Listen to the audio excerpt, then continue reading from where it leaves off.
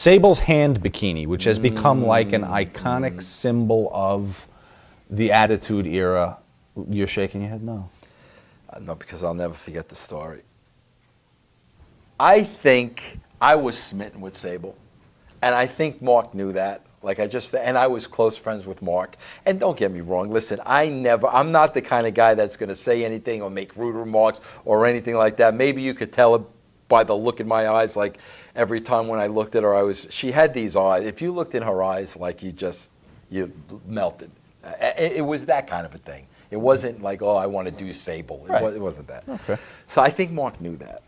So it's the day of this big bikini contest. And imagine this now. I'm smitten with this girl.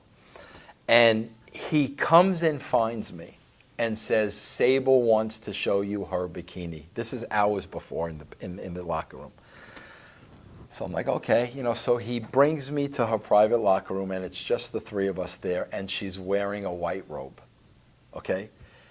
Can you imagine she opens up that robe and that's what I see? Can you, like, what could I possibly say? Do you play it cool? What do you think? How could I'm Ralph Crampton. I'm hum the hum the hum. How do you play that cool? I was so hot at him doing that for me. I was like, how can you, like, what am I supposed? Oh yeah, you look good, Sable. What am I supposed to say? But oh my God, when I saw that, I thought I was going to have an absolute heart attack. There was something. Listen, I know divas have come and gone. And I didn't even see any of Sable's second run. I didn't see any of that. But I've worked with hundreds and hundreds of girls in the business. There was just something about her, man, that... When was the last time you talked to Rena? You want to hear a funny story? I wanted her to come work at TNA, okay? So I got her phone number, and I called her on the phone, right? A guy answers the phone. I said, can I please speak to Rena Merrill? Yeah, who's this? This is, Vince Russo. I work for TNA, blah, blah, blah. Yeah. He puts Rena on the phone. I laid out this whole spot I have for her at TNA. I want to bring her into TNA, this, that, and the other thing. She's excited about it, this, that, and the other thing, right? I'm at Jeff Jarrett's house. So I hang up the phone. I'm ready to now say, Jeff, call, we need to talk money, whatever the case may be. So all of a sudden, 10 minutes later, freaking Kurt Angle calls me. And he goes, Vince, what did you do? And I'm like, what are you talking about, Kurt? I didn't do anything. What are you talking about? He goes, Brock Lesnar wants to freaking rip your head off. I said, what are you talking? I said, I've never even met Brock Lesnar. He goes, no, you never met Brock Lesnar, but you just talked to him on the phone. You didn't introduce yourself, and then you tell him to put his wife on, put his girlfriend, I think girlfriend on the phone.